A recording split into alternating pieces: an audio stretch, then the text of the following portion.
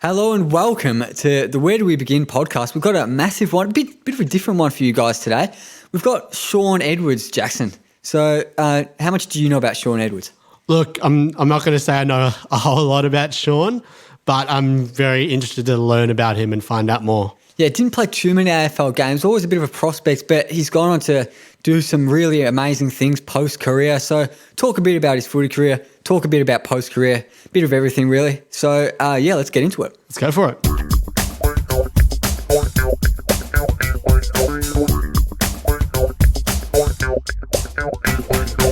All right, we've got a very different kind of show today. Our guest only played 24 AFL games, but when he was about 23, he refused a contract and he went on a very different life path. And he's only 26 now and he's achieved much more than just a good footy career. Shaun Edwards, welcome to the show, mate.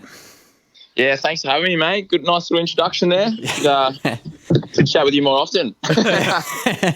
Well, yeah, it's great to have you on. So we're just going to go through your life really and your career up to where you are now. So growing up in the Northern Territory, how was that?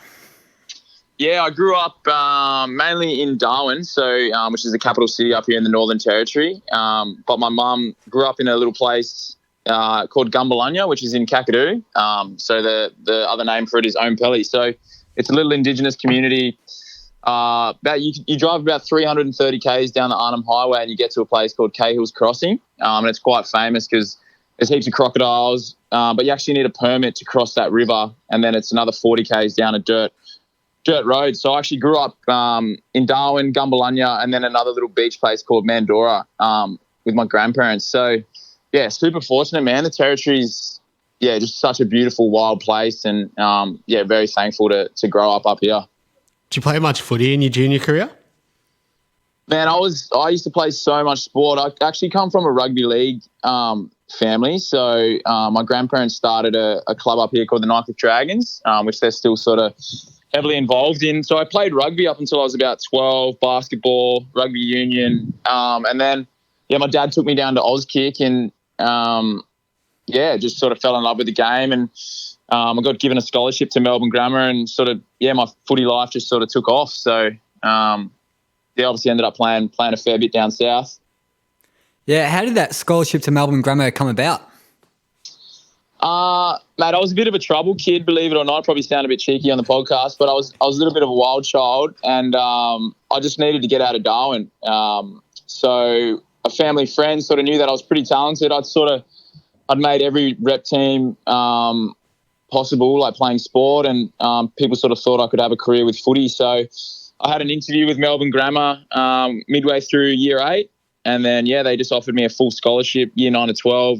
I just sort of took it and never really been on a plane or a big city, but, I got shipped off back in 2008 and, it was sort of a pretty life-changing moment and something that I'm really grateful for now. How was it adjusting to the Melbourne lifestyle? I know it's a huge city compared to Darwin, but how was it adjusting? Oh, mate, it's so funny now. Like, all my mates in Melbourne, like, they just giggle when I'm, like, cruising around Fitzroy, like, trying to be, like, the most stylish guy. Like, I'd never worn, like, you know how people wear, like, you wear your, like, black shoes, leather shoes at school? Like, I'd never worn them in Darwin. I'd never worn, like, school uniform. I stopped taking a backpack to school, like, mid-year 8. I'd rock up at recess with, like, an iced coffee. And then all of a sudden I just got put in this rich, like, bougie suburb, South Yarra. And, like, everyone was driving Porsches, which I'd, like, never heard of. Everyone was wearing Ralph Lauren, like, Calvin Klein. I was just, like, a little bush kid who'd wear, like, footy singlets and cut my footies up and make Shanghais and cruise around, like, chasing animals. And then all of a sudden I was just in Melbourne. So, it probably took me till I was about 20. So, almost 6 or 7 years of living in the city to be, like, just adjust to the lifestyle because even hanging out with girls, man, like no one in Darwin really wears makeup. So like going down south and everyone would be dressing up and it was just a crazy lifestyle change. At a boarding school or with a family?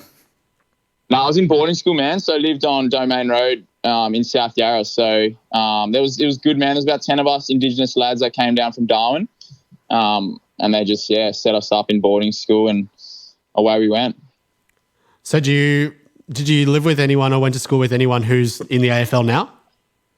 Yeah, so quite a few actually. So Stephen May who's now at the Melbourne Demons. So he was a year older than me. We got drafted around the same time. So I got drafted midway through year 11 and he got drafted in year 12. Like he sort of knew he was going to the Gold Coast for a while and I knew I was going to the Giants. So that was pretty cool. Like I spoke to him the other day on the phone. Like we've sort of been through, a lot together, highs and lows of AFL careers. He's definitely had a lot more highs than I have. But, there's heaps, man. Like Roland Archie got drafted to the Gold Coast. I don't know if he played a game.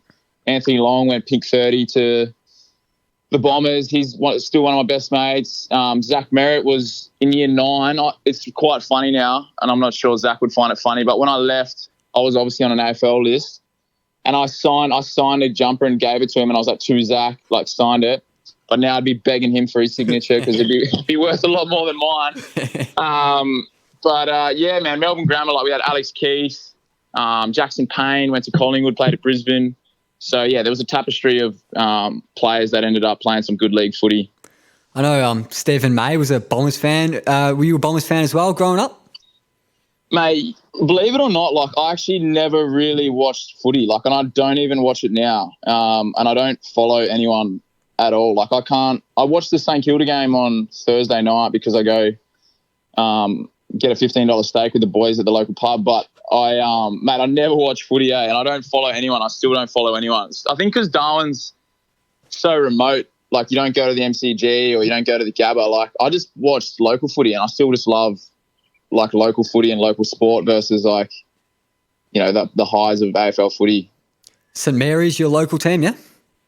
Yeah, St Mary's, man. So come back and we made the grand final last year. We lost by a few kicks. So, it's been good to get back up here, bro, and play with all the boys. So, it's been nice.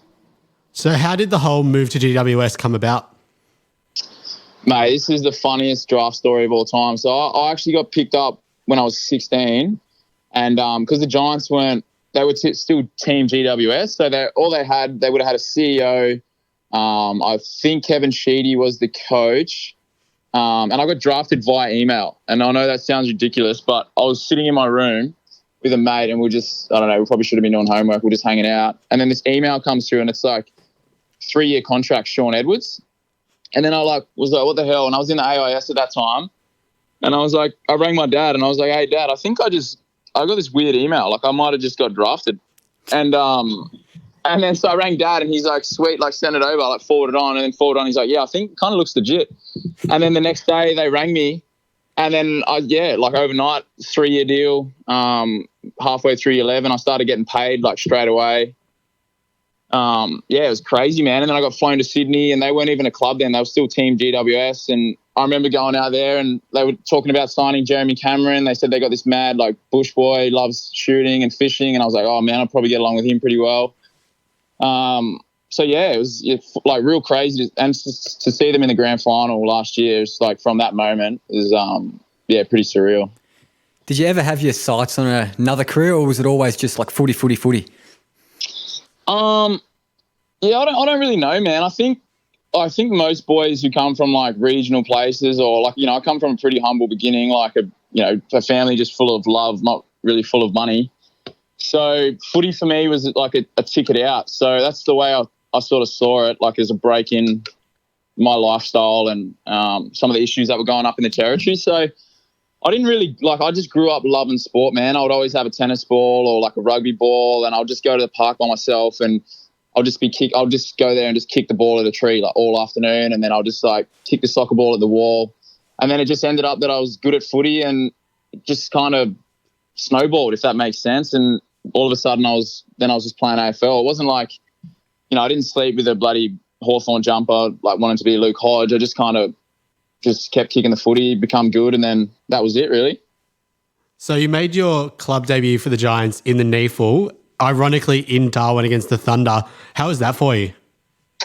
Yeah, I was still a young fella then, man. I was still 16. I was halfway through school and coming back up and playing against a lot of the, really good Territorian players. Like Cam Ilett's won a few league medals up here and he's quite a notable country footy player around Australia. It was just surreal, man. It was like now when I look at 16-year-old kids and I'm just like, how was I processing all this stuff back then? But it was awesome to come back to Darwin and sort of full circle and put on the Giants kit. I can't remember if Izzy Folau was playing then, but, we had like Dill Shield, Tommy Bug, some notable players that have had really good AFL careers. So, yeah, it's always good to lace up the boots in Darwin. Then the AFL debut against Adelaide. In Adelaide, did the family get down to Adelaide for that one? Yeah, man. Yeah, as I said, my mum has always lived in like remote communities. So she flew down with her partner, my grandparents, my sister, my girlfriend at the time, and her family.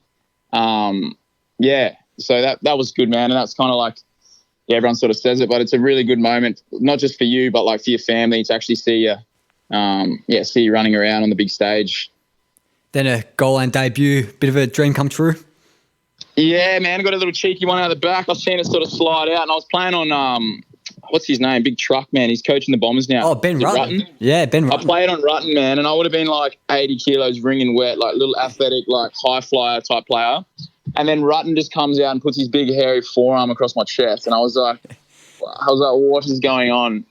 But yeah, man, I think I only had like five or six touches, but got the snag, and it was just unreal to be like, when you flick on TV the next day, you're like, oh yeah, I was playing in that. So it's a cool experience, man. So you did touch on it before, but how was it being a part of the GWS group from literally the beginning? Yeah, I think, to be honest, like I got sent my little past players hat the other day, my membership for the year from the Giants, like got in the mail. And I just sort of sat there. I was like, wow, it's like a full club now and they're doing well. Like, yeah, it was super weird, man. Like, we were all just like 16, 17, cruising around Breakfast Point. I just can't believe how far they've come, man. And like just like the quality of the team that they've got now, and they're all superstars. Like Steve Kniggy though. We all went through AIS together, and now they're like they're the Joel Selwoods of the AFL now. It's just crazy. Over a couple seasons at the Giants, 12 games, but no wins in your games. Was that a bit of a struggle, like breaking into the team and then the team not really doing well as a whole? Mate, it was I think my whole AFL career, I think I played like 24, 25 games. I think I only won one game. And I don't know if you guys can get it, but like the average losing margin of my games, because I was at Bombers when we were no good, Giants no good. Like the Giants, we lost by one game by 180 points to Hawthorn, man. Buddy kicked like 10 goals. Cyril kicked like 4 or 5. Roughhead was just like snagging them. But yeah, it was just like, man, it was so much fun though. We all lived in the same suburb. We used to have like happy hour at the pub. Like Craig Lambert would just like text you and be like, right, boys, meet at the Palace. And then you'd just get vodka cruisers and just go for it, man. And then everyone would just rock up, train hard. But we're getting smashed. But we just knew that we were going to come good in a few years if everyone stuck together. And yeah, the plan sort of rolled out. Like it's crazy that they've sort of almost done what they set out to do. So, but yeah, back to the question, those early years, man, getting pumped, like getting called witches' hats, and you just didn't really feel like you're a legit AFL player because we were just like games were getting thrown around and we're just getting smashed. So it was a weird time. So you were coached by one of like the most important AFL coaches of all time. How was that? Big Sheedos? Yeah, good. Big Sheeds. Big Sheeds, yeah. Sheeds is a legend, man. He, I think I had a 7-year AFL career and I had a different coach every year, believe it or not. So I had 7 coaches all up. But Sheeds is like, in terms of even just like life skills, like his business development skills of like learning how to grow the club and the game, and then just everyone that he knows, and like so you could be anywhere and then like someone will know Sheeds and he'll be able to help you out. Even like to this day, if you're at a function, he still remembers who you are, and just the impact that he had growing the game. Not so much the footy stuff. Like Choco used to do most of the footy like skills, but yeah, just his way of galvanizing a group. Sheeds is unbelievable, and he's not a bad bloke to have a beer with as well, which is always important. I reckon, just having a guess, some of the GWS boys would have been kind of in awe in their first year, coached by Sheeds, but you, not really a big follower of the actual league, the AFL itself. Was it a bit different for you being coached by Sheeds as opposed to a big follower of the AFL? Well, because Sheeds had such a close connection with Michael Long, and he comes from St. Mary's. So I used to see Sheeds around our footy club all the time, and he'd be like on the piss, like from when I was like 10, I'd just see him around. So it wasn't really like, I wasn't really starstruck. And then yeah, I think I was too young to even realise like who these people were. I think if I met them now, I'd be a little bit different. But I was just a young kid, and I was just very excited by the opportunity that I had. And Sheeds obviously gravitates towards the Indigenous boys. He loves all our stories. He's just a super nice guy. He's got a beautiful family. I spoke to his son on Facebook Messenger the other day, actually, Sam Sheedy. Yeah, he's just a ripper bloke, and he doesn't really carry on like some of the other people in the AFL circle. Like I think that's why he's been around for so long and had so many opportunities, because he's just a good fella. And I always got along with him really well. So in 2013, you got traded to Essendon after their drug saga happened. How was that? How did that come about? Yeah, it was super random, man. So my last year at the Giants, I was living in Sydney, and it was like super busy, man. Like Parramatta Road, like you miss one turn off, you might as well just rule your whole day out. Like you had to pay for parking in Bondi. And I was just like, what am I doing? Like, I don't know anyone in this city. I'm just driving around like on my days off, just buying clothes because I'm so bored. So I was like, I need to go back to Melbourne. There's obviously no teams in Darwin, sorry. So I caught up with West Coast during the year. I caught up with the Brisbane Lions. I flew over to Adelaide, had a meeting with them, and I was all set to go. I had a 3-year deal. Adelaide put together like a real good presentation, told me where I was going to play, did all their due diligence, and then the trade period came around, and I was actually over in Ireland playing for the All-Stars team against Ireland. So I was in Dublin, and yeah, the Bombers rang. Adrian Dodoro kept ringing me like throughout the whole trade period, and he's like, I don't know if you guys have ever watched many of his interviews, but he's like full turbo bloke, and he just kept ringing me saying like, mate, we want you at the Bombers. And I was like, cool, man, like put together like a contract. That doesn't really mean anything. And then on the last minute, Adelaide, the Giants wanted to trade Kurt Aylett as well, but Adelaide didn't want to take him in the package deal. And I think Giants wanted pick 23, which the Crows ended up using to get Matt Crouch, which is obviously turned out he's played 100 games. He's probably even won a best and fairest. So they made the right choice there. And then the Bombers just came late and said, mate, we'll give you a 3-year deal. You'll be a Bomber in 10 minutes if you want to be. My manager rang me at midnight in Dublin. I was staying in Dromoland, this big castle. And I was rooming with Jake Neate, and I was just like, Russ, what do you reckon? He's like, oh, man, it's just take it. Just go to the Bombers. And then, so rang my manager back, and then 10 minutes later I was on AFL Trade Radio, and it was a 3-year deal to the Bombers. If you're killing it, just hypothetically, if you were killing it at GWS playing week in, week out, do you reckon that trade to the Bombers still happens? I think so, man. I think people sort of forget, like footy's, I'm very much like not a footy head, obviously, but like footy's awesome and like it's so good. Like you get heaps of opportunities, but it's not your whole life. Like, you still got like, you might have your partner, your missus, kids, job opportunities, it might be university. And I'd already been living away from home since I was 13 or 14, and the next best thing was Melbourne. So, I knew I had to be back around like my family and friends at that point in my life. My dad ended up getting leukemia the next year, so I knew I just needed a little bit more support because I was still just a kid, man. Like people sort of forget, we put all these athletes up to guide our society and all that, but man, they're just kids. So. Yeah, I think I always wanted to get out of the Giants, and I kind of knew anyway. Like I was looking at the team, and I was like, man, for the next 5 years, we're going to get pick 1, 2, and 3. I'm sort of on the fringe. No regrets. So it all worked out well in the end. So going to the Bombers, the results aren't great during most of your time there, and controversy all over the place. Were you expecting something better than it was, or did it meet your expectations really? I don't like to – absolutely no regrets going to Essendon, but, it just wasn't – the whole time just wasn't just wasn't what I thought it would be. I got there and then, mate, it was just media crazy. Like Hurd wasn't coaching and then, like, he was coming back to coach, but then Bomber still wanted to coach. So my first year was like I had a really crook shoulder that I just should have got a shoulder recon on. I was really inconsistent. Like my first year in the VFL, my dad got cancer. I was 19. I had like all the pressures of like supporting family and friends like through that time. And then just sort of just go so quick. And then Hurdy came back. I had a really good second year with Hurdy. I played 10 games, dominated the VFL. I was coming like second in the listing halfway through the year. played the back half of the year in the AFL. Then I think heard he might have got sacked, I reckon, that second year. Woosha comes in, everyone gets banned. Like, it was just like the weirdest thing. Like, I was real good mates with Tate Pears. Like, he got banned, and I was just like, what am I even doing? Like, this is so stressful. Everyone's just like hating life.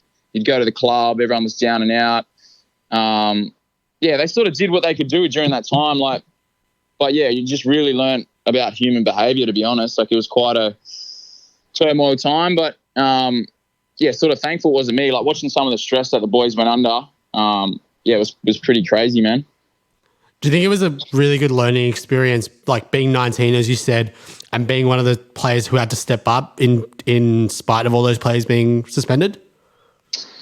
Yeah, I don't know. It's funny, like, because I'm still really, like, I lived with Joey Danaher for a bit last year, and we sort of, every now and then you sort of reflect on that time. But I just think it was even now, like, now that I'm working, I work mainly in the non-for-profit sector, which, you know, can offer different challenges for people's emotions. I think going through that time just really taught me about human behaviour and, you know, how you can actually just get through things. Like, I'm not sure I'll ever go through something as stressful as that again, you know, besides like death or children or, yeah, because literally, man, like paparazzi, like at your house, everywhere you go, like you're around Essendon, people are staring at you, people are saying stuff when you're going out. It's all over social media, like every day. So, yeah, it feels like a whole lifetime ago now. I actually haven't really, thought about it, to be honest. When you actually got on the field for Essendon, was it more of a, because Essendon's a massive club, obviously, compared to GWS, the new team. Did it feel like a big honour to pull on the red and black at the MCG and big grounds like that? Yeah, man, yeah, like bloody oath. Like my first 3 years like at the Giants, like I just didn't even feel like an AFL player. Like no one sort of really followed my story, and like you're playing, you're debuting, but you're playing in front of like 8,000 people on the Gold Coast, like, you know, like Izzy Flowers there, and like it was. But then when I went to the Bombers, like you walk in, like Joe Watson, there's all this history, like, you know, Paddy Ryder, we had heaps of Indigenous boys there. And I knew every single, like, one of those players because of, like, Dreamtime and the G. Dempsey, I seen Dempsey was on the podcast a few weeks ago. So all these sort of blokes, and, yeah, it just made such a difference. I debuted, I think, over in West Coast, kicked a few goals, and, like, yeah, just the crowd and everyone, like, people are so faithful and loyal to the Bombers, man. It's crazy. Like, people just give up their whole lives and, like, fly around the country. So, yeah, it was definitely a different feeling, like, playing in front of 80,000 people compared to 8,000 at Spotless Stadium. You mentioned Izzy Folau there. What was that whole experience of playing with him like at the Giants, just taking a step back there? Yeah, man, Izzy, obviously he's gone down a bit of a controversial route for the last few years, to say the least. Along with him really well, and he was such a good family man. He obviously was earning a lot of money. So you know, his family lived with him, and just the pressures that he would have been under as well. Like he wasn't just any sort of player playing rugby league. He was one of the stars. So he come over and he's like 120 kilos. He was trying to run a 3K with all us boys at like 80 kegs, and we've been running our whole lives. So. Yeah, it was crazy, man. I got along with him really well, and I used to run into him actually when he was playing at the Tigers. I was at the Swans. We'd have a coffee every now and then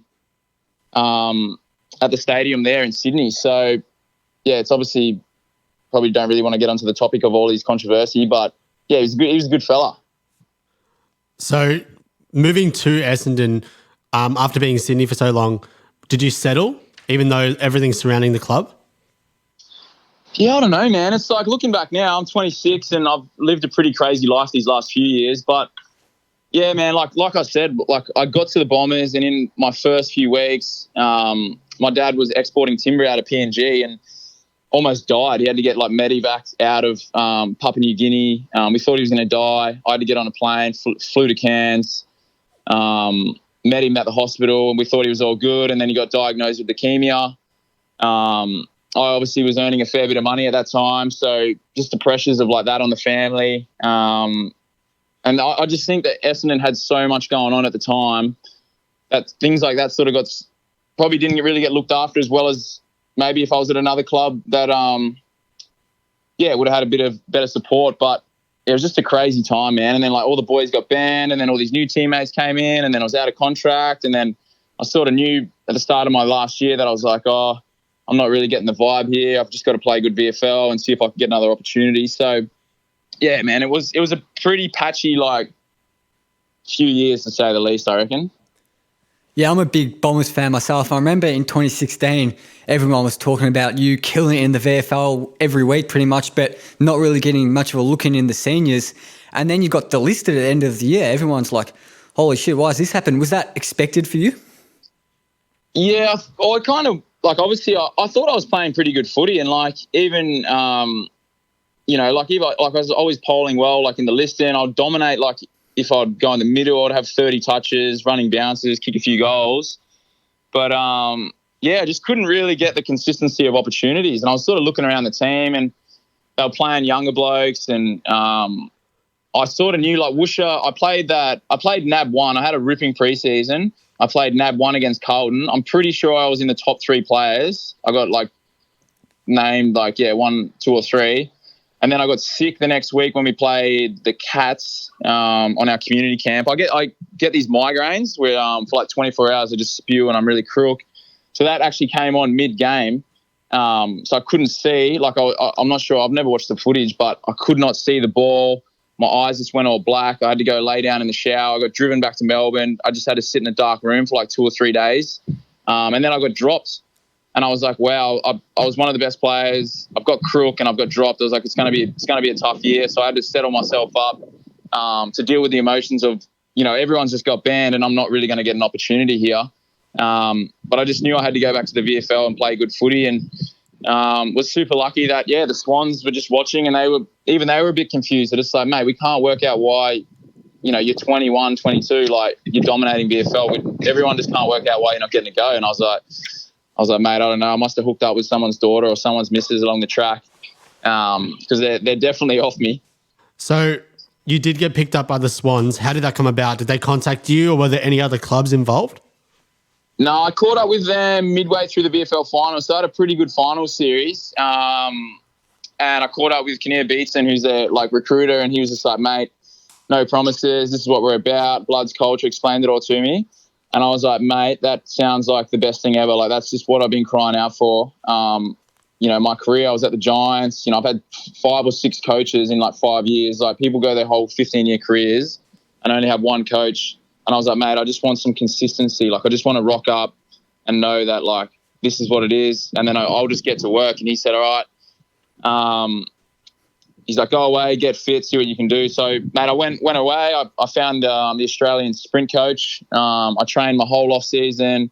I gave up drinking for like 8 months, just like full focused. And then I'm really big on like manifestation. So I was like, mate, I literally with every day I was like, I'm getting picked up by the Swans. I was just saying it to everyone. Even on the morning of the draft, so the rookie draft, I actually packed my car in Melbourne and just like started driving. So I was 6 hours into my trip when I got picked up to the rookie list, and the coaches were loving it because they're like, mate, this bloke's already driving here. We haven't even picked him up. So yeah, it all sort of happened pretty quick, man. And then I just got straight to Sydney and got to work. Really, I was just a rookie, and started training literally the next day. I went up there, stayed with the host family for a few nights, and Reece Shaw picked me up in the morning and went to training, and that was it. Obviously, you never got a game at the Swans in the senior team, but what was your training level? How was your skill compared to the rest of the players there? Yeah, it was all right, man. I've had a ridiculously good year in the NEAFL. Like, I think most AFL boys do. Like, you sort of average. I think one game I had like 38, a kick, 4 goals, 6 from the middle against Gold Coast. So you can sort of dominate that league. You know, if you're fit and firing. I got elevated a few times, man. I was emergency round 1. I would have been emergency like 8 times, I reckon, that year. And then I did my AC joint. I probably would have played that week. I did it up in Darwin. And then, just unlucky, bro, just timing. Footy can sort of, you only got your little window of opportunity. And I probably would have played that week because I can't remember who was out. I think Jonesy was out. But I did my AC joint and horse was shattered. And I just went up there and had a crack, man. I've just become real good mates. I went to Portugal and France last year at Rampy. You know, I became real good mates with Hanbury, Josh Kennedy. Yeah, just got along with the boys really well. And there's such a fantastic footy club. Like, from the property steward to, you know, the CEO and Tom Harley, who was my coach at AIS. He's still a good mate now. I text him, Mickey O, I'm doing this charity thing. Mickey O just donated $500 the other day. Goodsy lived in North Bondi. Yeah, man, I love Sydney. Like, if my son or daughter ever wants to play AFL, I'll be trying to get them to the Swans, that's for sure. So they were just coming off a grand final. How was the crew there? They were obviously a pretty good team, but how were they as like people and just actual footy players? Man, like super humble. Like, you know, being in Essendon in the thick of it in Melbourne, like you can sort of get caught up with your own importance. And then I moved to Sydney and like Jared McVeigh, who's, you know, one of the best players to lace up a boot, is just cruising around Bondi. No one knows who he is. And everyone just, like the Bloods culture, like I cannot speak highly enough of that place. Like everyone just buys in and you just know what's expected of you. And then if you do that, the rest will take care of itself. I obviously didn't debut, but yeah, just fitted in really well because you just have really clear expectations and the one word is just humble. Like they come off the grand final, they just dominated like for the last 10 years, but you wouldn't know, like watching them train, they're as hungry as anyone. Yeah, speaking about that Sydney lifestyle and the club's culture, I can definitely see why a certain kind of person like Joey Danaher would want to move up there. But moving off that a bit, refusing the contract from the Swans, what were the reasons for that and why did that come about? Yeah, bit of a weird one. I'd had a 7-year AFL career by the time I was 23 when that decision came around, and I was like I loved it. Like, don't get me wrong, but like people sort of forget that it's a job, you know, and it's a full lifestyle. Like, if you want to play AFL footy or you want to do anything well, you've got to commit your whole life. You can't just be like, oh, I want to and ah. And I'd taken the year off, like drinking. I'd lived by myself, and I really got into like reading books. And I was just sort of felt myself going down this other path. And one of my best mates was working at a charity called AIM, and they were going to go over to America and start up an American side of their charity. And I sort of saw the stuff that he was doing, and I was sort of looking at my life, and I was driving down to Newcastle playing footy, and I just wasn't really enjoying it. I hadn't really been enjoying it for a few years. And then I just kept catching up with Dennis Carroll, like the welfare manager at the Swans. And I was like, mate, look, I'm just not really enjoying footy. I was like, I find it monotonous. Monday to Friday is the same, like training's the same. I'm fit as a fiddle. Like it's not, I just don't really find it. Like, I don't know if, it's obviously a very challenging thing, like playing AFL footy, but it just became, like the same thing. And I had this big list of things that I wanted to do. And I was like, look, footy's probably not going to support that list. You know, like it was a lot of traveling involved. I just really wanted to do some different things and break the mold of that, just being another kid from Darwin, an Indigenous kid who plays AFL. I wanted to sort of go away and create a whole nother life for myself. I didn't really know what I was going to do, but I just knew that I wanted to come back to the territory some stage and do some charitable work or work in Indigenous education and health. Because footy's funny, man. Like you're just a kid, and then all of a sudden you're on a couple $100,000 and like everything changes for you. But I just sort of saw that my community was just like staying the same. So I was like, well, this is all cool, but like if I died tomorrow, I would have like a nice car and a house. But like, what have I really done? Like I've just kicked the footy around the oval. So I just sort of said, fuck it, man, and followed my gut and just retired. It's pretty funny now, but I've had the best 3 years like since. No regrets as of yet. So you did retire. Can you explain to us what you've been doing in these last 3 years? Yeah, man. So literally I retired and then I flew to Vietnam like the next day, spent a month over there. And then I went to Nepal. I went all through Southeast Asia, did like Everest Base Camp. And I've basically just been traveling the world, man, the last 3 years. I was living in Los Angeles last year. So I went over to America, started AIM over there. Just been driving around Australia. I bought an old 93 Land Cruiser off my granddad, kitted it out. I've been driving that around Australia. Mate, I surfed all the way down the Portugal coast last year with Rampy, Matty O'Dwyer, Louis Stevenson. Spent a month in Paris. Driven across America. Yeah, sort of been doing it all, man. Been getting into photography a fair bit. Ryan Brabazon used to play at the Swans. Caught up with him in New York. He sort of taught me a few things about photography. And I just basically tried to find a way to support traveling and doing as much good as I could along the journey. So what kind of stuff do you do for your work when you're traveling all around? Yeah, so when we started AIM in America, we chartered a plane. So we bought a whole like a Boeing flight from LA to Sydney. So we literally bought a whole Virgin plane for the day to fly over 200 college students and 137 storytellers, CEOs, philanthropists to bring them to Australia for a festival of mentoring, and then they'll go back to their college and implement the program. So, man, I spent, a few years like driving around America. I ended up at like the most random things. I had dinner with like a presidential candidate in New York. My mate's got a kid to one of the actors off Orange is the New Black. So I went to like all these plays, had dinner with a gang of youths in Chicago, went backstage with the Foo Fighters, went to the Grammy Awards last year, moved in with Dan Single, who started Subi, like one of Australia's biggest fashion brands in LA, lived with him in Mid-City. Mate, went to Burning Man, did an art installation. Went to Coachella, threw a few parties there. Went to a few galleries, like Indigenous gallery shows in Paris, like wrote some stories.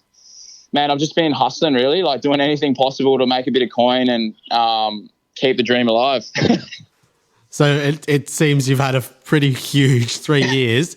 Back when you were playing AFL, was there much like support of what you were going to do after your career? Well, I kind of like, I guess I'll probably even like talking to me now, you guys like, oh, he's a little bit different to the other footballers. Like I kind of knew that I was into different stuff. Like, you know, I've got like 300 books or something at home, man. I read like a book a week. I kind of knew what I was into, but I just didn't know how to create it, like if that makes sense. Whereas like, you know, you've got like a careers transition person at the PA, but, you know, they're going to try to get you into construction or get you to do a trade but I was kind of I knew I was going down this little bit more like creative entrepreneur type setup.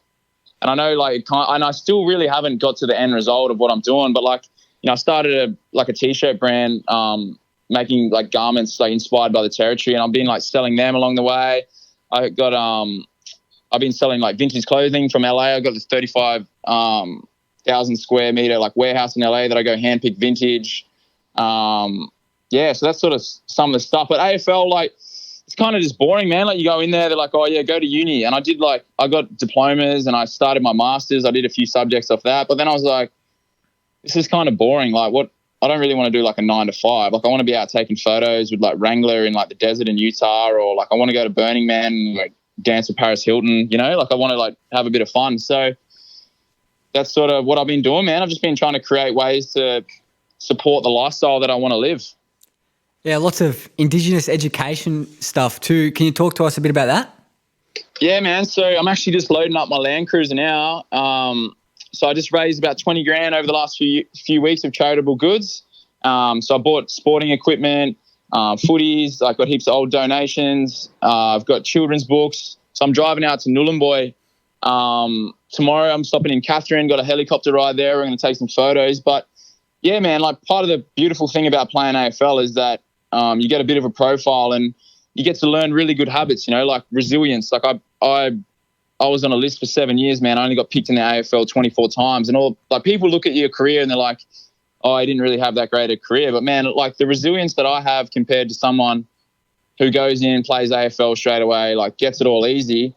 Like I honestly think it's worth more, you know, like going down that harder road. Like I had injuries, shoulder injuries, and if I can transfer those skills onto my community, especially back here in the territory, then everyone's a winner. So yeah, that's sort of what I've been doing, man. And I've been loving it, and everyone's been really supportive. Obviously like trying to explain that, you know, I didn't want to play AFL anymore is really tough, man. Like your whole family, friends, like, you know, you guys are probably just like, why would this guy not want to play AFL? Everyone wants to play AFL. But yeah, I sort of just thought, fuck, man, like humanity's been around for like however long. I've only got 80 years on average of life. I've already dedicated like 15 to 20 years to this pursuit that I don't really care about. But if I can make an impact and lift like the educational disparity of the Indigenous people by 2%, well, then that's like 60,000 people's lives that I'm going to change. That's generational impact. So, yeah, not saying footy's like a bad thing, but I'm just saying like there's bigger things going on, you know. There's like one of the biggest like refugee crisis that's going on in the world since World War II. There's like displaced humans everywhere. There's things going on, and people are still, there's so many media people just like carrying on about footy all the time. It's like, bruh, it's like, it's not, you don't really need to get that news story out. Like, maybe just take your day and like do something nice for someone else.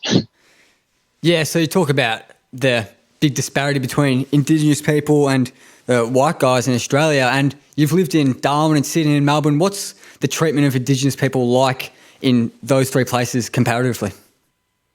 Man, have you guys been to Darwin before? No, I haven't. Have you, Jackson? No, I have not. Yeah, so Darwin. So basically, if you get a line and draw it like the line of Tropicorn across Australia, like Brisbane and up, only 3% of Australia's population live above there. But because we're so close to Asia, it's such a multicultural melting pot. Like here in Darwin, like you had the Chinese people that came here in the gold rush. You obviously had colonisation, like back when Captain Cook, the big fella, landed in Sydney. But it's just such a good like place up here, and you just learn to get along with everyone. Because like 40% of the population is Indigenous, so everyone's like, is a minority or comes from a diverse background. So you're sort of forced to understand and learn about different cultures. But I feel like in Melbourne and Sydney, like everyone sort of sticks in their silos of people. Like Melbourne grammar people, like, not all of them, but like they're very like Toorak, South Yarra, like let's go to the Sorrento pub. Like you can almost script like their week for 90% of them. Like all my mates do the same shit. They all wear chinos, R.M. Williams, and like a linen shirt. And I'm just like, bro, like just go around the corner and buy something else. Like look a little bit different. So I'm not sure if I'm really answering your question, but I just feel like, yeah, growing up here and you just get treated with respect. Whereas down there, I think people aren't really ready to accept like the education of this country. Like we've got 60,000 years oldest continuing surviving culture in the world. And it's like literally a Christmas present sitting under the tree where we could market Australia as this beautiful place like New Zealand. But yeah, it's just people just not really treating it with the respect that it deserves, and the Indigenous people with the respect that they deserve. And how do you think the Indigenous people are treated in the AFL as well? Yeah, I think it's getting better, man. Like obviously, even when I got there, man, like you sort of get stereotyped like you're going to be late or that you're just like some flashy player. Like I remember Neville Jetta, like they always tried to play him in the forward pocket because he was like Indigenous and like small, but he's a hard nut, like lockdown defender. Like he'll kill you like just to get to the footy. But his first few years, he was really inconsistent. And I had the same manager and they were like, yeah, they just play him like forward pocket. Like, and I was like, man. And then he went down back and now he's an All-Australian. Like, so yeah, it's definitely getting better. Still a long way to go. Like, Eddie Betts is obviously facing like racial things all the time. And yeah, I think I'd still challenge the AFL to, not just be a poster company. Don't just put out that you do all this engagement and yeah, really get out there and get back into the community. Because sometimes I feel like it's a little bit of propaganda with, all the stuff that they do. Yeah. So talk to us a bit about your GoFundMe that's going on with your sports equipment up in Arnhem Land. Yeah, man. Yeah. So as I was saying before, I got a fellowship from Melbourne Grammar. So they awarded me some coin to do like a community program here in Australia. So basically I raised a bunch of coin. I was just going to FaceTime you guys and show you them, but you can't FaceTime on podcast. That's the whole point of it. But I've got this Land Cruiser and it's just full of like footies. So I bought about 10 grand worth the other day, and there was a bit of a news article and so mate, everyone's just got around it. Like everyone's been donating, like from Mickey O to some of my mates here in Darwin, some random people in Perth. So yeah, we bought 10 grand worth of sporting equipment to donate to the remote Indigenous communities. How can people donate to you if they're interested? Yeah, just jump on the link, man, on Instagram. So SHAUNYE, Shawnee E, and then they'll just be in my bio. So, and if I won't be able to purchase the goods for this trip, but I'm going down to Alice Springs in August to play some footy down there. So I'll just buy some more boots. I've got a good wholesaler up here where I just, buy the sporting goods and I'll take it down there for you. Yeah, and we'll chuck a link in the description of the show as well in the show notes. But I think that just about wraps us up in terms of questions. But Shaun, if you've listened to the podcast with Courtney Dempsey, maybe you'll know that we like to do a bit of a quiz at the end of the show. So we'll go you against Jackson. 5 questions. The name's your buzzer. So you guys ready for it? Yeah. So you ask the question, I'll say Shaun when I'm ready. Yeah, that's it. Or Jackson will say Jackson. So 5 questions. Question 1. So you mentioned a bit of a rugby league family before. You might know this one. So Shaun Edwards is an English rugby union coach and a former rugby league player. He's the most decorated player in English rugby league history with 37 winners' medals. And all of England's professional rugby league teams, they all play in the same league. What's the name of that league? Shaun, does it start with L? It doesn't. Oh, I know this dude. He's got a bald head. Because anytime someone's does Googling or something, he always pops up one photo of me. Yeah, I don't know, man. I don't know this one. Jackson, any idea? It's a pretty generic name. Could be for anything, really. Just the English Rugby League? It's the Super League. Right. Super League, yeah. Yeah, and they've got some teams from France in there as well, and maybe one from Spain, I think, as well. So you were talking before, you went around Southeast Asia a bit after your footy career. Now, the question is, which Southeast Asian country is the only country in the world that shares a border with only India and China? Shaun, Nepal? Nepal's correct. We got the wrong effect there. Hey. Shocking display for our producer there. On your toes, mate. Anyway, question 3, we'll move on. 1-0 Shawnee. I don't think we mentioned it, but you got the Bill Hutchison Community Award in your last year at Essendon, I think. Is that right? Yep. Yeah, yep. So Bill Hutchison, ex-Essendon player, obviously, he won 2 Brownlows. But in which 2 decades did he play for the Bombers? Jackson. Jackson just got in, I think. I'll say 60s and 70s. Incorrect. 50s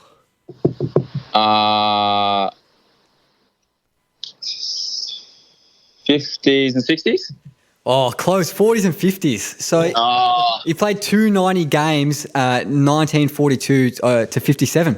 And, yeah, a bit of a legend of the Bombers, I think. So, question 4. We're not going too well so far, but Jackson can level up if he gets this one. Question 4, closest to the pin. Someone's got to get the point here. So, to the closest 1,000, what's the population of Arnhem Land? 10,000. Shaun, 10,000. 10,000 is incorrect, but it's closest to the pin. Jackson, do you want to go? Let's go 12,000. Jackson, you got the point. It's closest. It's 16,000, about 16,000.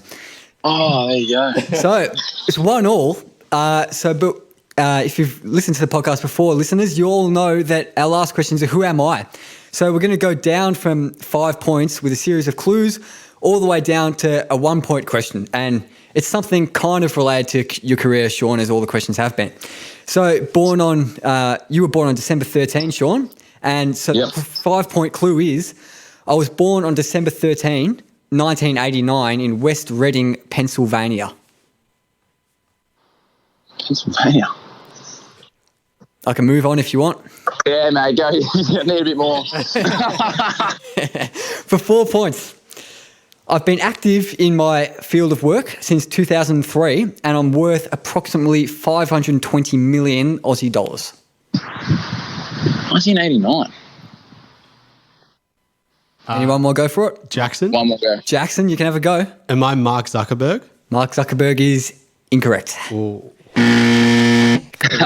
Right sound effect there. Well done. So for 3 points, I'm a singer-songwriter and released 7 studio albums. So Jackson, you can't buzz in until Shawnee gets it wrong.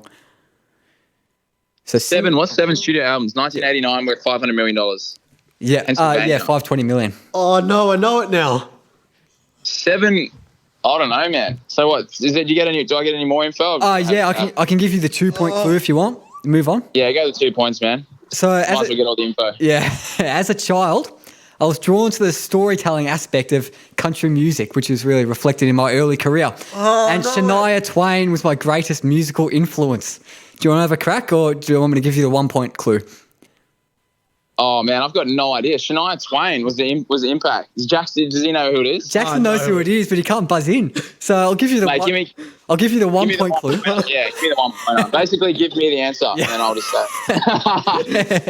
So for 1 point, some of my most successful singles include "Shake It Off," "Blank Space," "Love Story," and 22. Do you know who it is, Shawnee? I was Taylor Swift. Can we have a drum roll, No. please? Can we have a drum roll? Taylor Swift is correct. Oh yeah, boy. Shawnee's won. A big round of applause for Shawnee if we can get it. Yeah. Oh, that's the sound effect, but we'll give a big clap on the microphone. Well done, Shawnee. I don't like this big locked out business. Well, 2-1 win to Shaun. Well done, mate. Great performance there. Holy What do I Lord. win? What are you guys sending up? Yeah. We've got a big, I think 10 grand check, isn't it? We'll send that out to you. Yeah. So Toyota, send up a Toyota Land Cruiser. yeah, exactly. So I think that just about wraps us up. Anything else for Shawnee, Jackson? Nah, but thanks for coming on, mate. Nah, no worries, Dads. Thanks for having me, and super effort on all the people you've got on, and yeah, very professional as well. So keep it going. And how good was that, Harper? That was very, very good indeed. Shaun Edwards, lovely bloke, lovely to chat to. Hey. Yeah, as I said in the intro, I didn't know a whole lot about him, but very interesting guy and very bubbly personality. So it was really good to have a chat with him. Yeah, great. Thanks for coming on again, Shaun. It was lovely to have you. And Shaun, Northern Territory boy. So we're going to have a bit of a chat in our outro about some other famous Territorians that have been in the VFL, AFL. Who springs to mind immediately for you? So a big one who's currently still playing is Sean Burgoyne, Yeah, of course. Port and Hawks. Yeah. Great plays. How many games did he play? It's over 300 now. I reckon it's over 350.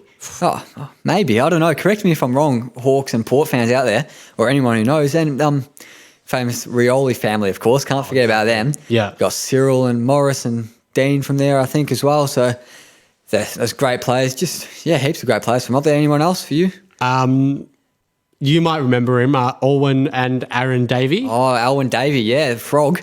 Yeah, he's a great player. That was his nickname was? Yeah, Froggy. I think, Alwyn Davey was one of the first players that I can remember for Essendon, especially that had that really pressure kind of aspect to his game, and not just a small forward there just to kick goals. He tackles inside 50, really changed the way footy was played, or I viewed footy at least for me.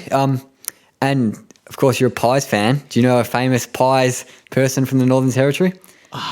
He's coaching him right now. Yeah, Bucks. Yeah. Apparently grew up in the Northern Territory. So we're loosely counting him. He was born in South Australia, but I think he grew up a lot in the Northern Territory. So we'll count him. Yeah, and you got the great Essendon family, the Longs. We had Jakey on our list a few years ago. Oh, I think he got listed last year, the year before maybe. But more famously, his dad, Jake's dad, Michael Long, won a couple of premierships with the Bombers. Great player. Norm Smith, I think, in 93. But just the legacy he's after his career has been amazing. Yeah, just like Shawnee, not just hasn't just done stuff in his footy career, but he's gone on, done the long walk, heaps of great charity, not-for-profit, Indigenous stuff. Great to see that kind of thing from Longy. And another player who's sort of in the early 2000s, late 90s, early 2000s, Andrew McLeod. Yeah, I was just about to mention him, Andrew McLeod, great Crows player. All-time games record for Crows, maybe? I think so, but one of definitely the players that sticks out to mind. Yeah. And we've got those who used to watch the old show on NITV, Marngrook. They know Gilbert McAdam, and he's done a bit of stuff on Channel 7 as well. I don't know much about him as a player, but I think he's from up in the Northern Territory and played for North and the Saints, maybe. Might be wrong there. I've definitely heard the name. I don't know where he's played. But you did mention the family before, but one of the greats of the modern era, Cyril Rioli, of course. Absolute legend of the game. In the 3P, he just was one of the better players in that Hawks side. And just, he's the guy you just put in your team first. And it was a shame to lose him so quick. Unexpectedly, but again, for his own reasons. And we're just glad we had him. Yeah. As I'm not a huge fan of the Hawks, but just to see him play was pretty amazing. Bloody annoying player to have on the other team. And I think this is a bit of a more obscure one, but Matthew Stokes, I think he's from the Northern Territory as well. He might have won, I think he was there for Geelong's 3 premierships, 07, 09 and 11. And then he came to the Bombers as a top-up player. So played a few games with the Bombers. Cats fans will all remember him very fondly. And there's just, the list goes on and on, really. Anyone else especially significant for you? Not that I can think of off the top of my head, except for Shaun. Shaun Edwards, yeah, number one, of course. Greatest. Number one in our eyes. Yeah, should be number one in every eyes. I know, he's a great bloke. Yeah. Yeah, obviously just so many great families and individuals that we've already mentioned, and the list goes on and on, really, like I said. But if you guys think of anyone else, let us know on our socials. On Twitter and Instagram, we're at wheredowebeginpod, and check us out on Facebook as well, Where Do We Begin? Or give us an email, check that out in the description of the show. And we're not going to ask you to donate to our Patreon this week. What are we going to do, Jackson? So as we mentioned in the pod, Shaun has a GoFundMe to raise funds for his donations to Arnhem Land. So get onto that. We'll put a link in our bio and we'll put a link on the show notes as well. So just, if you can, donate to that. Yeah, or look up on Google, Shaun Edwards GoFundMe. It's right there. Or Shaun is Instagram, Shaun with an AUYE. So check that out. And we're going to continue on our music thing from last week. So my good friend Justin Ling has recorded and written his own song. It's called New Chapter. So, and he's a great singer, and it's a great song he's written here, and he's only 17, so look out for him in the future. So here it is, New Chapter.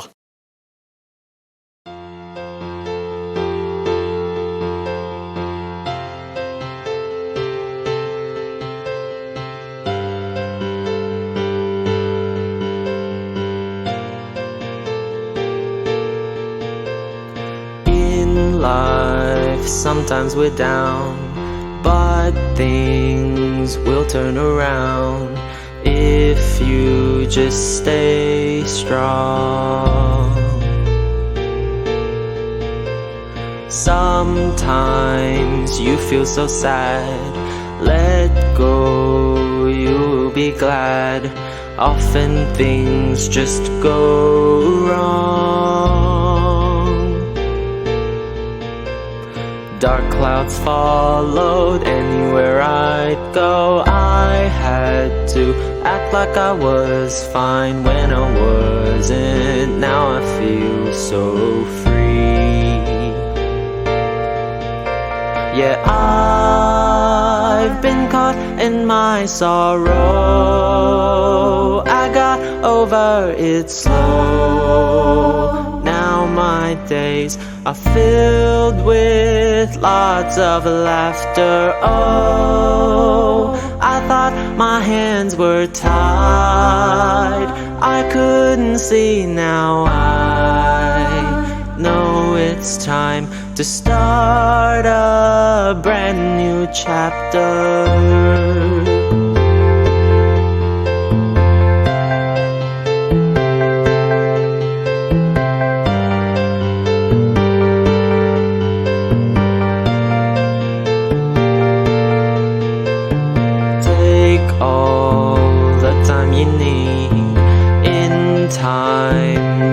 Be freed. I promise you'll smile again.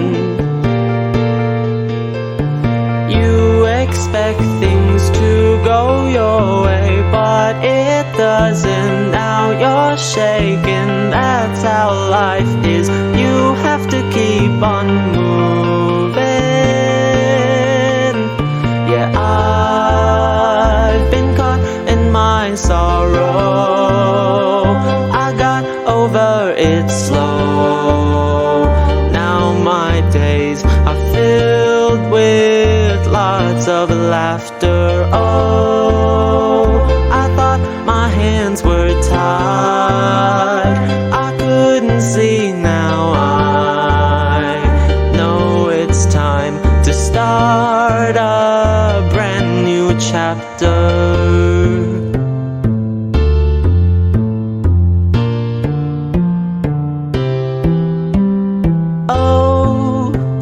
Sometimes it's good to let go. Sometimes you have to let go.